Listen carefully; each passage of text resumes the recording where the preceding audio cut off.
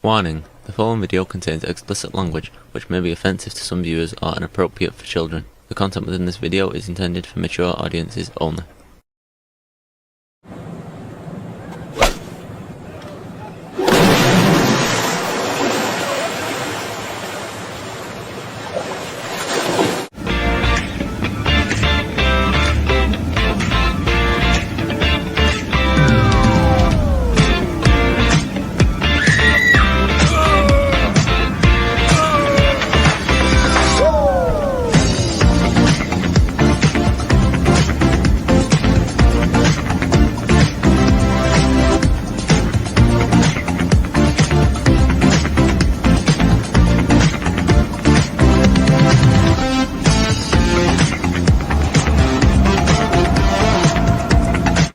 Hey everybody, it's Jeff.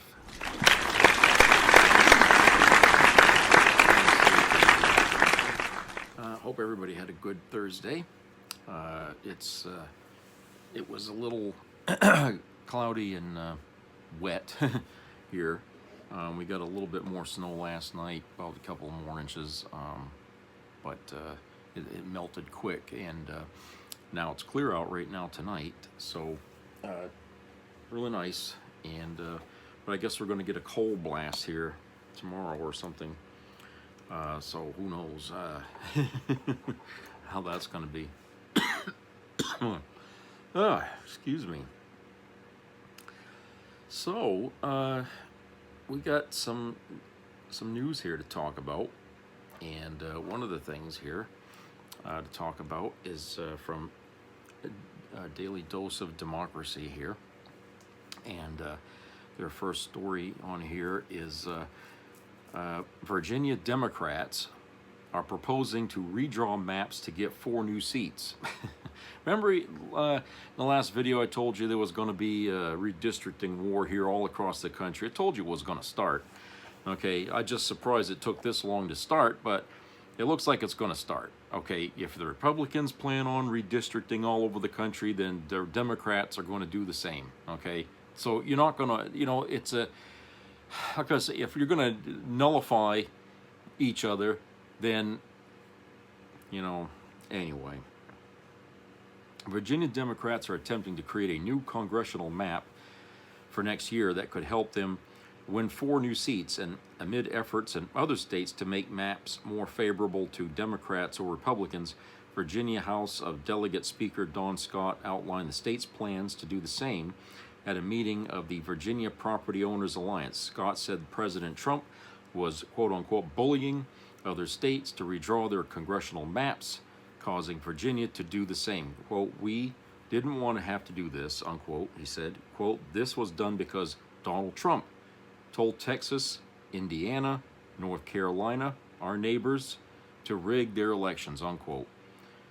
The speaker said a new map could change the balance of the state legislature from 6 Democrats and 5 Republicans to 10 Democrats and 1 Republican, meaning Democrats would dominate.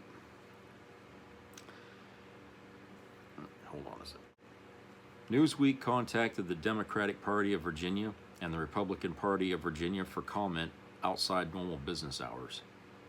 Republicans and Democrats have been engaged in a redistricting war over the past few months, with both parties attempting to draw new state maps to affect the results of future votes. Redistricting could have a major effect on upcoming elections, including the November 2026 midterms, which would affect the balance of power in Congress and, in turn, Trump's ability to carry out his agenda. Republicans have a 219 to 213 majority in the House of Representatives, which is set to narrow further in January, when Republican Representative Marjorie Taylor Greene of Georgia resigns, placing greater importance on each seat. Virginia's redistricting plans were first reported in October, when Democrats in the state legislature recommended an amendment that would allow it to bypass the bipartisan commission draws Virginia's maps. Scott said changing the makeup of Virginia state delegation from 6 Democrats and 5 Republicans to 10 Democrats and 1 Republican was, quote, "not out of the realm," unquote, with new maps. Mark Shanahan, who teaches American politics at the University of Surrey in the UK. Excuse me, I just had dinner. Quote, the Virginia plans are contingent on what happens in other states. If these remain mired in court action, it's unlikely Virginia's plans will progress. The mid-decade redistricting began as a Trump-inspired move to secure the House for the GOP, but as well as being caught up in legal challenges, every red state move is being matched by blue states. It's less and less likely that redistricting will deliver a decisive result in 2026, unquote. On November the 4th, California voters passed Proposition 50, an amendment put forth by Democrat Governor Gavin Newsom in response to Texas's redistricting efforts.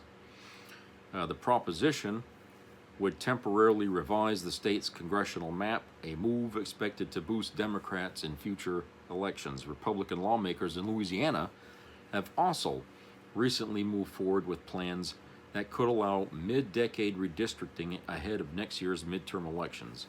But similar efforts have faced issues in other states, including Texas, where federal judges ruled against a Republican-drawn congressional map. The three-judge panel wrote in the ruling, quote, substantial evidence shows that Texas racially gerrymandered the 2025 map, unquote. Texas Attorney General Ken Paxton has said he will file an appeal with the Supreme Court and ask for a stay of that order. Quote, there's two seats that are pretty obviously in play, and after that it'll probably get pretty hard, but you know anything's possible, unquote.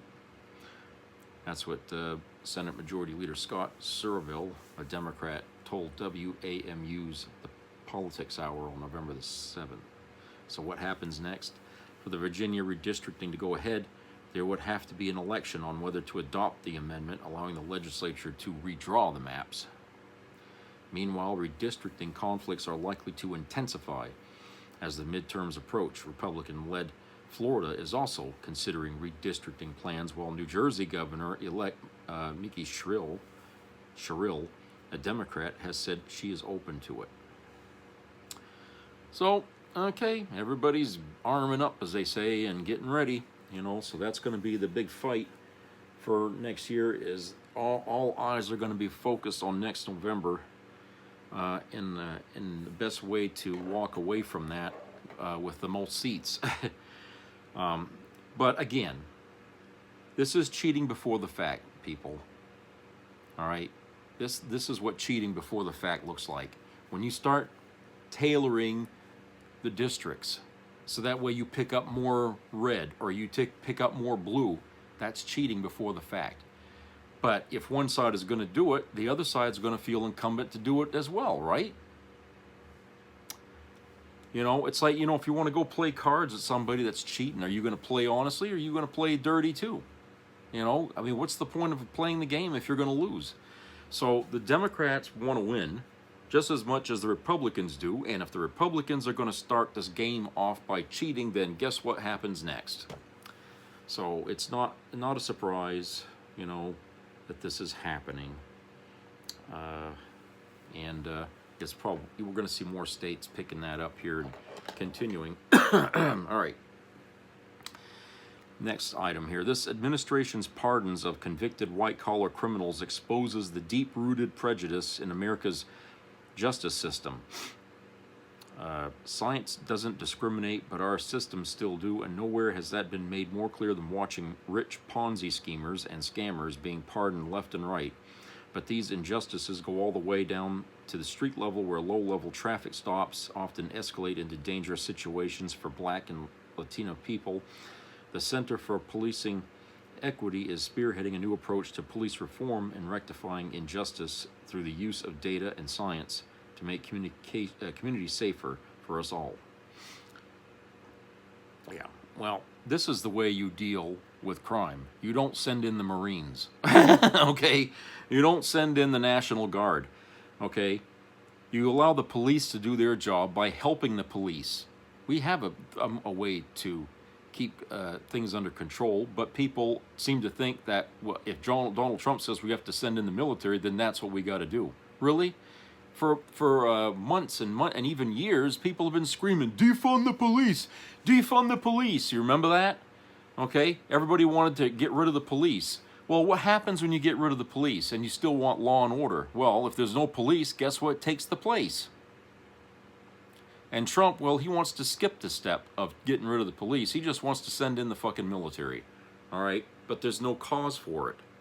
All we have to do is support, our men in blue, okay, and help them to do the job, okay. Cutting these people out of the system, only diminishes what we have enjoyed for protection here in this country for all these years. And yes, I'm not going to ignore the fact that there's been some bad apples in the police force, but we got bad apples in the military. We got bad apples in the government. Okay, so there's no perfect system, but I would rather have the police than not have it. I would rather not have the military on my streets than have them there. Okay, I think most people would agree with me with that. So, all right, let's go to another story. All right, this next one here, Trump panics as resignation bombshell exposed. Not sure how it took Nancy Mace so long to realize Republicans hate women. Yeah, really. MAGA continues to fall apart as the women involved start to realize what we already knew, that their colleagues hate them. Marjorie Taylor Greene resigned a few weeks ago due to her frustration with the entire MAGA movement, and Nancy Mace is reportedly considering doing exactly the same because of House Speaker Mike Johnson's treatment of women.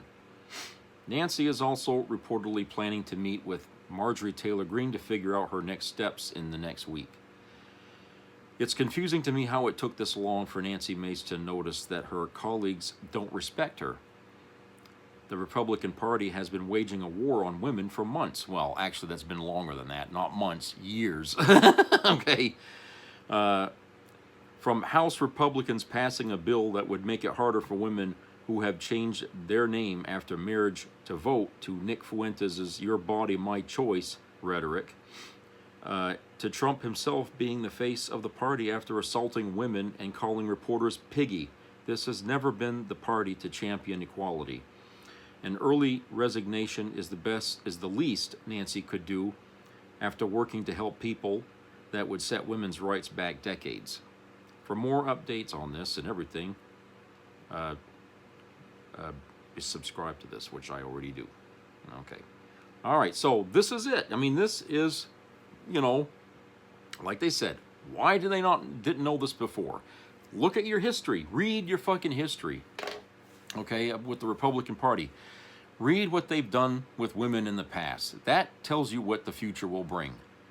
Now, if women the women Republicans out there think they're sitting with the right party, I would assume that the only reason they think that is because of the fact that, it's religion that puts them in the Republican Party. So they know that, Christians have a home there in the Republican Party.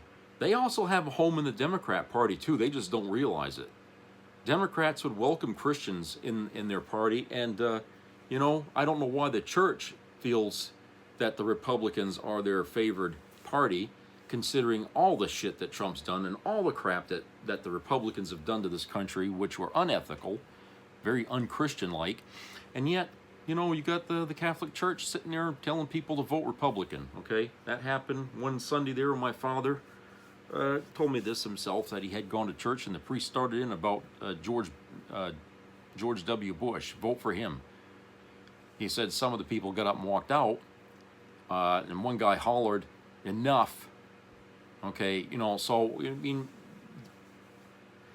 like I said, I'm not making this shit, just to make it sound like that, this is hyperbole. It's not. These things are happening. But the fact is that the women in the Republican Party have got to reevaluate the reasons they are in that party. Is it by their own choice? Is it because their husband is a Republican and they want to be Republican because their husband's a Republican? They need to reevaluate, okay? Why are you in that party? Tell me. What's the point? It's not a religious party. Is Donald Trump a reverend? Okay. Is Mike Johnson, a person of faith or something? He says he is, but he certainly don't act like it. And his private life certainly doesn't show it. Okay. Wouldn't it be nice to have somebody who is what he says he is? Okay, instead of imagining that person is that, trying to believe that he's that, but he's not. Okay, because it hurts when things come out about a person that you thought was, oh, he's such a nice and holy man or something, and then you find out he's been playing around with little girls. Okay, aren't you tired of swallowing that bile all the time from these people? Okay. Religion really has no home in politics. It never did. Politics is what killed Jesus, for God's sake. Think about that for a minute. The religious running to the government to execute somebody who was talking about peace. Okay? Politics and religion do not work together very well. Okay? One has to compromise for the other. Okay? And nobody wants to compromise when it comes to religion. Nobody wants to compromise when it comes to politics.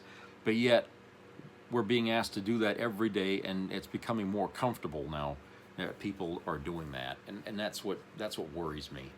It's like, well, if you're going to do this and you're going to taint both institutions, then what are you going to really have left? Is there really going to be a religion left? Is there really going to be a government left? Okay. Think about what you're doing. You're destroying both institutions, which would stay separate, and there's a good reason for that. Okay, there's a very good reason for that. Okay, for both institutions to work pure, they have to be separate. Okay, there's no such thing as a good government that's run by a religion. Doesn't work. Never has. So, yeah, that's why I'm saying, women that are Republican really need to reevaluate why they are there, because I think that if they really sat down and honestly made a list of pros and cons, and then they found out, you know what, this is not what's going on, and that's not what's, they might find out, shit, I'm not getting what I asked for here. All these years, and they've been sticking it to me for no good reason, because I'm a woman, And I'm not going to say misogyny exists only in the Republican Party. There are misogynists in the Democrat Party too. Believe me, there are. Okay? And that right there has got to come to a stop. I mean, for as long as we continue down that path, we're always going to be lopsided in our reason. Okay? We're never going to be able to come to the truth about anything if all we do is stick to racism and misogyny and whatever. Okay? You got to put that shit aside. All right. Let me see. Okay. Far right networks are calling for Hegseth's prosecution for war crimes. When you lose the right-wing nuts over at Newsmax, you've really lost the plot. The far-right network senior legal analyst Andrew Napolitanto said yesterday that Defense Secretary Pete Hegseth and everyone else involved in the September 2nd strike on a suspected drug-running boat should be prosecuted for committing war crimes. Let that sink in international waters for a minute. Yeah. That's what I'm saying. Why is the UN so fucking quiet? Why is the UN so quiet? This is right up their alley. This is the shit they are around for. When a country does something that's not right, not legal, they're supposed to be the ones to step in, okay, and say something about that and do something about it. But they're very quiet. And as far as the rest of the world is concerned, that should be troubling to them, because if the United States is going to be given a free pass to do these kinds of things for the next 3 years, anyone's a target. Whoever Trump decides he wants to hit next, depending on the mood he's in when he wakes up in the morning, they're going to be targets. Okay? So, of course, I'm in my, I'm thinking that he'll only attack countries that are not as well armed as we are, of course. It's easy to pick on the weak or something. That's what he'll do. But if the weak out there start allying themselves with other countries, that might deter Trump from deciding to do shit like this. So if Venezuela had allies with Russia or allies with, the Middle East or something, or Saudi Arabia, that might stop Trump from doing what he's doing. And that's only really the only language this son of a bitch is going to listen to, because he's easily influenced and he can be leveraged. Okay? That's what Zelensky discovered about Trump, is you can leverage him. And so that's why, Trump's idea about bringing peace over there has never worked yet. Okay? Because people know he's a buffoon. They're not going to listen to him. They're going to do as they please, just like Trump would do as he pleased. All right, let's go to a commercial break here. We'll come back and do some more here.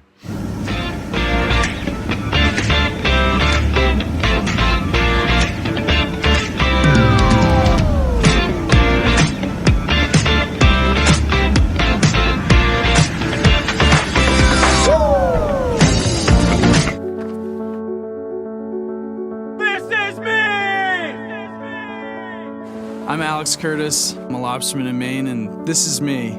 I'm Roxy Sugar, and this is me. I'm Eric Hopkins. I'm an artist, and this is me. This is me.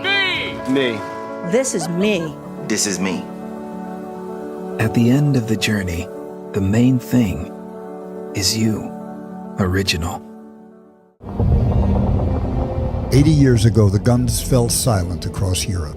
The bloodiest war in European history ended with the unconditional surrender of Nazi Germany. This was good versus evil, and good won. They came from small towns and big cities, the men and women of America, ready to die in places they had never heard of, for a people they didn't know. Why did this greatest generation sacrifice so much? Because they understood that freedom is fragile. They believed every human life had dignity. What would these heroes think of what Donald Trump is trying to do to America? Arresting judges, the breakdown of rule of law, a powerful state that disappears its own citizens with no due process, an angry leader who thinks he's all-powerful. They saw it and gave their all to end that evil. Today, 80 years since VE Day, let us honor the greatest generation by holding their values dear. They had different politics, but they knew right from wrong. They knew what it meant to be an American. Now it's our turn to fight for America, to stand up to a darkness that threatens the basic rights of Americans, a leader who believes he is above the law. No one is asking us to charge across a bloody beach. All that's asked of us is that we remember the greatest generation's legacy and prove we're worthy of their sacrifice, that we are worthy to call ourselves Americans.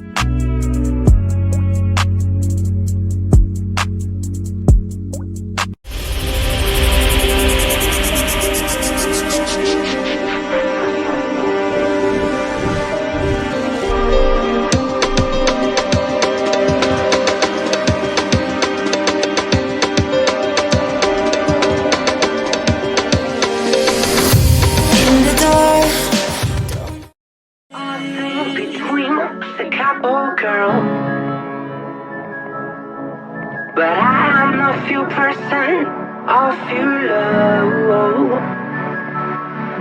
So I believe in you when you said you had lost.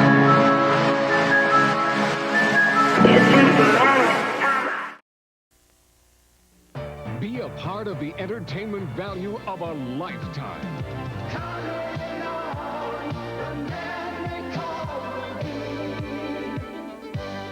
I loved it. It was the best performance I've seen in a lifetime. I loved the show. I liked it very much. He's a very entertaining man. It's well worth the money. Now appearing in Charlottetown, coming to Halifax November 6th to the 18th, and St. John November 20th through the 26th.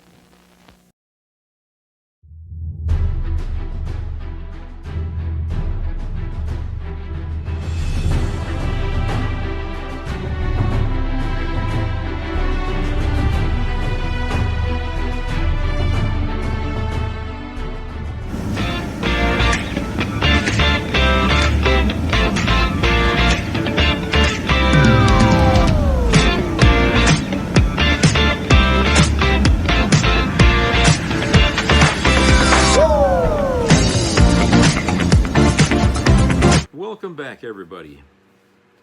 Oh, God. All right, there's this story here. Trump plasters his own name on the U.S. Institute of Peace headquarters. America's wannabe dictator has yet to wrangle a precious peace prize from the Nobel Foundation, but he sure is doing plenty of compensating in the meantime. Yesterday, word broke that Trump's goons plastered the vainglorious nincompoop's name on the United States Institute of Peace. Fun fact, the USIP was created by Congress in the late 1980s as a standalone nonprofit independent of the federal government. But that's not stopping dear leader from unilaterally tagging it for himself. And to think all this might have been avoided if someone had just hugged him a bit more when he was a kid. Yeah, Trump's still after this fucking idea of redefining who he is. It sounds to me like he's become more worried about how history is going to regard him than anything. And I'm thinking, of all things that this guy should be concerned with, and it's about himself. Not about the economy, not about job loss, not about healthcare declination, okay? None of the more important things that matter to us. He's supposed to be there working for us. But no, he's in there and he's worried about how history's going to look at him. He's worried about, being written off as, a loser of a president who couldn't stop a war, couldn't do anything right, okay? And in his mind, it's war that's more important to him, ending a war, not feeding the hungry, not taking care of the sick. It's about war. Do you see what I'm getting at? His priorities are all skewed here. Somebody says he's a narcissist. Well, that's true. Okay? Very selfish minded to be on this fucking tirade here all the time about, I'm going to stop this war and all that. It's like, well, if you look out the fucking Oval Office window, you're going to see a ton of people out there screaming to, for their SNAP benefits to continue. You're going to see people out there demanding the Social Security doesn't get cut. They're going to be demanding that their health care doesn't get cut or ended. Okay? You're going to look out the window and right in your face, you're going to see what you need to be doing. But does he give a shit? No. I don't even think he bothers looking out the window to see anything. What he is looking at is a mirror. He's looking at himself in the mirror, and he wants to be adorned with awards of things he didn't do. Okay? It's like a kid in the Boy Scouts that wants all the ribbons, but he never does anything to get them.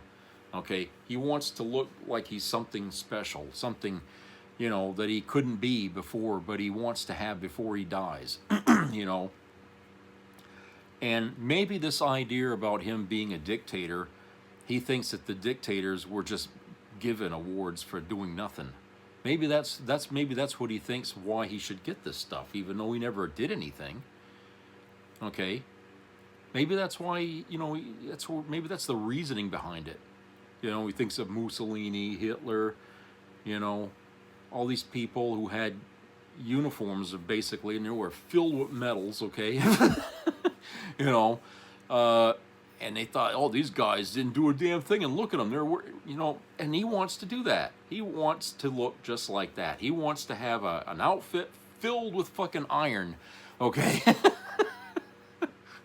You know, and he wants to look important. So when they plaster his ugly face up on the wall of whatever historical museum there is, okay, they want it to show him with awards he didn't earn but were given to him. Given to him. Probably paid for, okay? He would buy that fucking award if he could, okay? That's what he would do. Now, I think, this is what I think is going to happen, okay? In his quest to try to get awards and stuff like that, the White House, okay, somebody is going to create what they would call an equivalent of a Nobel Peace Prize, manufactured, of course, by the government, by, you know, whoever, and they're going to make a big hoopla and pin this thing on his coat, okay? You know, it'll be something, some other peace prize, whatever. Somebody just overnight will come up with a fucking name for some damn thing, and then they'll give it to him. Okay, but it's not going to be the same because he didn't earn it. Whatever the hell reason they're going to give it to him, he didn't do. Because if they're going to go down into the sewer and say he stopped 7 wars, they'll use that as the reason they're going to give it to him. But ask him, what 7 wars did you stop? And you're going to laugh. You know, because the wars are still going on. Okay. But I really think that's the next thing that's you're gonna see come out of this administration, is they're going to have this big fucking ceremony that the press are gonna eat up, and they're gonna pin fucking medals on him that are manufactured here in the government, and they're gonna adorn it on him, and he's gonna stand there looking like, oh, I'm the greatest thing since sliced bread, okay? And his depleted mind. Okay, that's gonna stroke his ego like you wouldn't believe. Okay, he's gonna like that because, you know, like I said, the man's losing his marbles. He'll probably not even realize what they're doing by the time they do this. But the fact is, I think that's what they're gonna do, just so that way he can say, I did this, I did that, and this is the medal that proves it, even though it doesn't mean a goddamn thing. It's just a piece of iron they made and put a thing on it or something and pounded it out somewhere and made it look pretty with plated gold on it or some fucking thing. And they'll just give it to him, like cosplay or something. But I wouldn't put it past this administration to do something like that. I know it's coming. I know what's going to happen. Okay, MAGA extremist and billionaire lapdog Greg Abbott launches re-election run. Boy. Greg Abbott has become a national figure for his astonishing mismanagement, breathtaking corruption, and shocking cruelty. He's the man who stripped Medicaid from 2 million Texans, most of them kids. He's the man who has spent years trying to privatize our public school systems and funneled $1 billion taxpayer dollars into the pockets of his donors. He's the man who refused to use state money to feed kids during the SNAP freeze. Former school board president Gina Hinojosa is running to put an end to Abbott's depravity once and for all. I just can't see how this guy thinks that he could run again. I mean, his approval in Texas is not much higher than Trump's in the country. Okay? A lot of people in Texas really hate his guts, especially those people who went down there, bought a home, and now they're fixing to move because the property taxes are through the goddamn roof down there, and home values are sinking right now. People who bought homes are not going to get their money back if they move. They really invested in Texas, and he hasn't brought the goods, Abbott.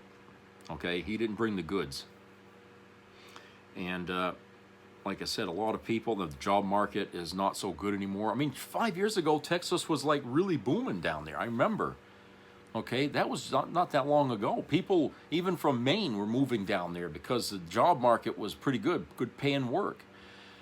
But when they got there and they got a home, first-time home buyer and stuff like that, everything started to turn south, you know, so to speak. Everything went south, and now, I mean, and it's the same thing that's happening in Florida right now, too. So Texas is no longer booming, and now people are looking at losses down there for the homes that they bought, okay?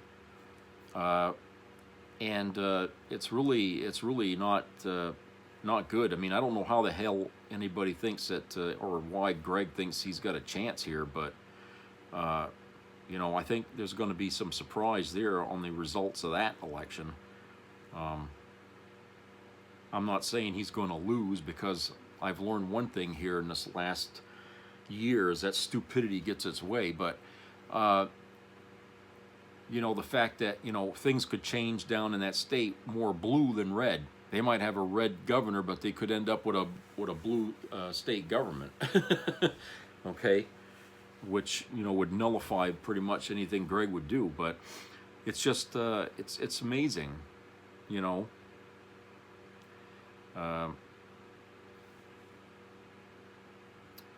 They said his disapproval rating, I'm sorry, is 78%. That's almost like everybody.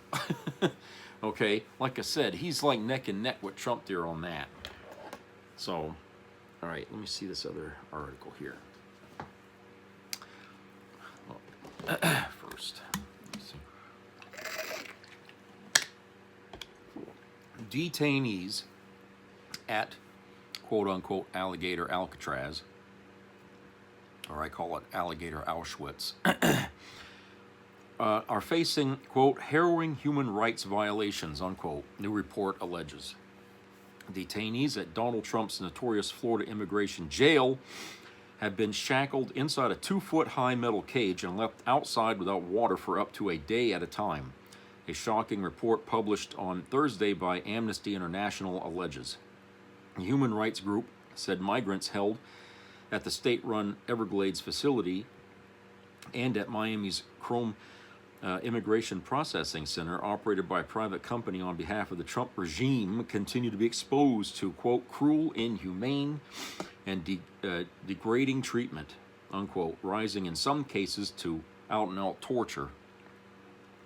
The cage, known to detainees as, quote-unquote, the box, is used by guards for the arbitrary punishment of trivial or non-existent offenses, according to the report compiled from interviews with detainees and advocacy groups, and a site visit to Chrome made by Amnesty workers in September. Is this what they meant when they said, quote-unquote, great again? Yeah, that facility there is going to be synonymous with Guantanamo during, you know, the war in the Middle East here. Okay, same shit. Okay, and the thing of it is a lot of the people down there are not illegal immigrants. Some of them are actual citizens, and you cannot treat an American citizen this way. There's no law that says you can. Okay, and you deny them their due process and everything. It's totally illegal. If we had a just goddamn government, the military would go in, raid that fucking place, and free all those people and arrest all the fucking people running it. That's what they would do. That's what should be done. Trump tells followers their donations will help him, quote, earn, unquote, a place in heaven. Money talks with him, boy. Donald Trump, a billionaire fundraiser who's been credibly accused of sexual misconduct by more than 24 women, made yet another eye-popping fundraising plea to the MAGA faithful, framing his survival from a 2024 assassination attempt as divine intervention, and claiming he's been personally chosen by God to fulfill one ultimate mission before making his way to heaven, saving America. And wouldn't you know it, he's going to need yet another injection of cold, hard cash from his most loyal supporters to get the job done. The grift is great, the grift is good, let us bilk them. Who needs food? Again, the ramblings of a crazy old fuck, you know, that's what he is. And the more this guy talks and the more the press reveals what he says, the more the American public sees this guy for what he is. That's why his approval numbers are so low. Okay? They weren't where they are now last year, but they're here now, and it's only for one reason. He keeps opening his mouth. Jesus. And he's so fucking hateful. It's awful. It's so awful. I mean, God, he has no regard for anybody or anything. It's like the whole world revolves around him. We're just living on it, okay? Remember this fucking guy here, the My Pillow clown there, whatever his name is, I can't remember. Can you see his face? It's not coming out here. This fucking camera here. I don't know. The My Pillow guy, I think you know who he is. Anyway, the My Pillow guy files paperwork to run for Minnesota governor. Jesus Christ. Boy, these fucking people in MAGA are out of their goddamn minds. They really are. Great news, Minnesota. Everyone's favorite crack cocaine-addled huckster is throwing his pillow in the ring to be your next governor. Well, almost anyway. Quote, I'm 98% sure I'm going to, unquote, Mike Lindell said in an interview Wednesday afternoon. For a deeper dive into the kind of fearless leadership the delusional booze hound and gambling addict might bring to the governor's mansion, have a quick look-see at his riveting autobiography. Quote, what are the odds from crack addict to CEO, unquote. From hovering mounds of cocaine for decades on end to mythical tales of staring down ruthless mobsters and hardened street corner dealers, Lindell has hallucinated and faked it all. Yeah, you know, sadly, this is where we are as a country now. I know they say everyone has a right to run for president. Okay, everyone has a right. Even I have a right to run for president if I so want. But I'm not stupid enough to think that anyone's going to take what, you know, me and say, oh, he's going to make a good president. No, not unless I pay them. Okay? I don't have the education to do that kind of a job. All right? I can tell you what people would like to see happen, but I wouldn't know anything about politics to get it done, so I would be useless. This guy would equally be useless, but he thinks he can do it anyway, even though he knows all he knows about is running a company for pillows. Does that make him somebody that can do it? No, no, no. Any more than Trump could be qualified to run the country, because he never fucking had an experience with politics or the political scene. He's just been a businessman, a failed one at that, 7, 8 times over, okay? That's all he's ever been. He had no qualifications to be president. Certainly no legal qualifications either, since he committed crimes and he instigated an insurrection against the damn government, okay? But he shouldn't be in there either. Okay, so doesn't that make you at least concerned that the people you would like to see running this country are not getting into the front of the line here? Instead, the only people that want to get in ahead of everybody are the fucking losers, the crooks, the criminals. It's like, well, look, Jesus Christ. Somebody steps forward that wants to be your governor, your senator, your president. Now we have to wonder, is this guy legit, or is he just another criminal trying to get into a high-powered position for money? Because it seems like all the good people are just not doing it. They're not running. They're not doing anything. They're just staying the hell home. They're not fucking getting... And the only people that are crazy enough to come out and run are your fucking lunatics. What happened to the good people? If you want a good country, you have to put good people in power, which means there should be a draft in this country. Okay, for people to be drafted into the service of your country. Just like if there was a war, you'd be drafted into the military. There needs to be a draft, okay, where they have names on a fucking list. It has their fucking history in that fucking list. What their accomplishments are, what their education level is, and from that they draft somebody. You have been selected to be president for the next 4 years, okay? Fuck trusting the public to pick the right people. We've seen now that it's ridiculous. Because the system is too gamed right now. This is the worst it's ever been as far as the electorate's concerned. All right? We got too many people tipping the scales, putting their thumb on the scales, as they used to say. There's too many people, you know, rigging the game, redistricting. Too many people, you know, padding each other's wallets. Okay, so bad now that the Justice Department is corrupt, that the Supreme Court now is corrupt. Okay, and if you want change to happen and you want the right people in there, you're just going to have to go out there and draft them in there to do it, whether they want to do it or not. You're in there now. You have to do your job. Okay, and I feel like, you know, it's crunch time. Okay, it's like in that movie, you know, Impact. The asteroid is coming. Well, you're either going to you're going to take your best shot at saving the world, or you're just going to sit there and watch that motherfucker come right down on your head. Okay, that's the way I see our situation right now. America is going to be hit by an asteroid, and unless we want the right person in the White House to get the job to save us, we're all dead. Okay, we're all dead. That's just the only way to look at it. And this is like the last hour here of the final hours of our country right now. Okay, that's how serious it is. And if we can't get the right people in the government now, then we're never gonna save this country. It's never gonna happen. Not until we, you know, either tear down the old government, put in a new one. I don't know what the hell we can do. You know, because you know, there comes a point where damage can't be repaired.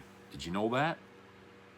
Okay, like we'll take the apartment that I walked away from here from the fire.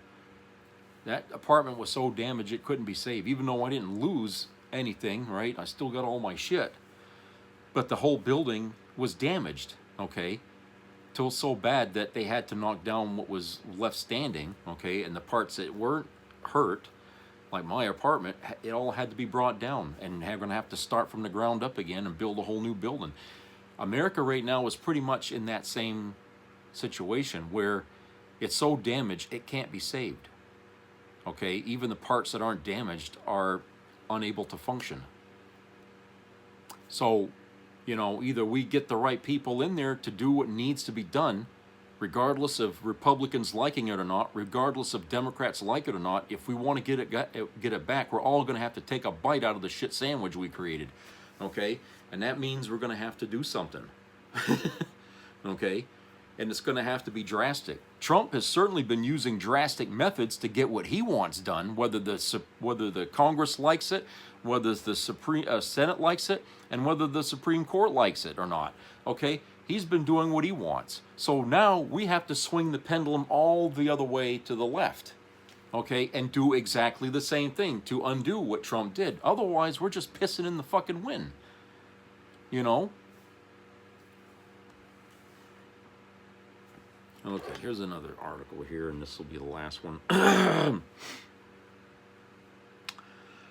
Trump lashes out at sleazebag Colorado governor, demands he free election fraud felon Tina Peters. Tina Peters, a former Colorado County clerk, was convicted and sentenced to 9 years in prison for felony election-related crimes she committed on behalf of Donald Trump. Because Peters was tried in Colorado State Court, America's wannabe dictator can't simply wave his federal pardon wand and let her off the hook. So he's directing his raging ire at Democratic Governor Jared Polis, the only person who can unilaterally set Peters free. Never mind the fact that Peters' case was led by Republican prosecutors, or that the evidence against her was overwhelming. To hear Trump tell it, Polis is refusing to free an, quote, elderly woman, unquote, and cancer survivor who was simply trying to preserve election records. In fact, Peters, 9 years Donald Jr., was doing the opposite. After years of firing one attorney after another and filing numerous petitions to have her case thrown out, including one rejected by the U.S. Supreme Court, the ex-Mesa County clerk was eventually convicted in August of 2024, last year, on 7 charges of engaging in a security breach to advance a false conspiracy theory of election fraud. Bashir Polis is the sleazebag and Peters the victim. You see what I mean about this fucking guy? He does what he wants, and if somebody doesn't like what he's doing, he'll smear him all over the fucking place. It's like a child. It's like a fucking child.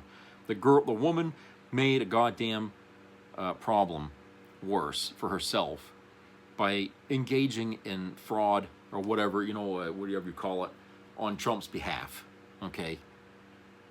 And because those things are illegal, and she's sitting there crying up and down that they weren't, you know, and all this and that, hey, she'll take the fall. Trump won't, even though he wanted her to do this, right? He's running to the defense of a criminal. But it's not a surprise because he himself is a criminal. He's just managed to stay out of the jail here for so long, for, you know, pardoning this one, pardoning that one, okay, and whitewashing evidence, redacting things, which this lady couldn't do for herself, but he can as president. And because he's been able to do that, he's been abusing the power of the office to pardon everybody else that was involved in trying to rig the election, you know, ever since. You know, it's really mind-boggling to live through these times. Okay, makes one wonder, you know, were these times foretold to us somewhere along the way, that some jackass like Trump was going to become president in this country, and turn it inside out? I mean, some people, I don't know. I mean, we can look back through history to see, you know, people. I'm sure that people even 20 or 30 years ago said that, you know, one day if we don't straighten up our act in our politics, that we're going to end up with some of the worst people imaginable running this country.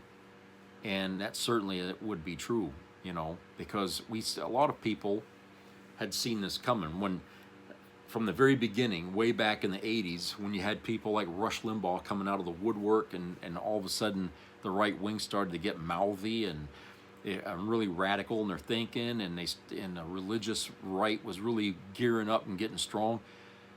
Those were signs that if we sit on our ass and we do nothing, that's what's going to take over. And just imagine what the government will look like if they do.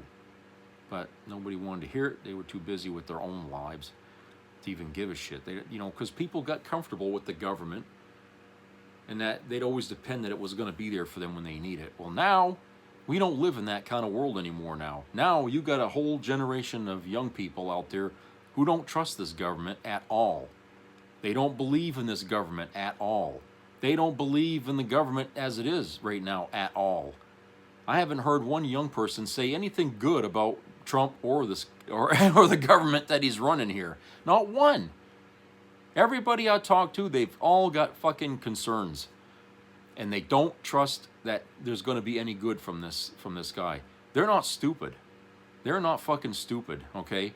Yeah, sure, there were probably some young people that voted for Trump in the last election. Damned if I can find them now. Okay, maybe their minds have changed since then. I don't know. But it's very hard to find anybody that's, you know, in their 20s or in their 30s that are pro-Trump this and pro-Trump that. I don't see it. All I see that on is older people. People in their 60s and their 70s. Those are the ones I run into around here that are still pro-Trump. And they proudly keep their bumper stickers on, and they're wearing their hats. That's the generation that's still pro-Trump. But the younger people, if they were, they're not anymore. They didn't have to wait for too many bad things to happen for them to change their mind. So, yeah. But anyway, that's it for today. So I hope everybody has a great upcoming weekend here. So subscribe, comment, and share, and keep your ears open for health issues. And treat each other kindly out there, and try to be a beacon of hope for others if something should happen, and go from there. I'll talk to you later.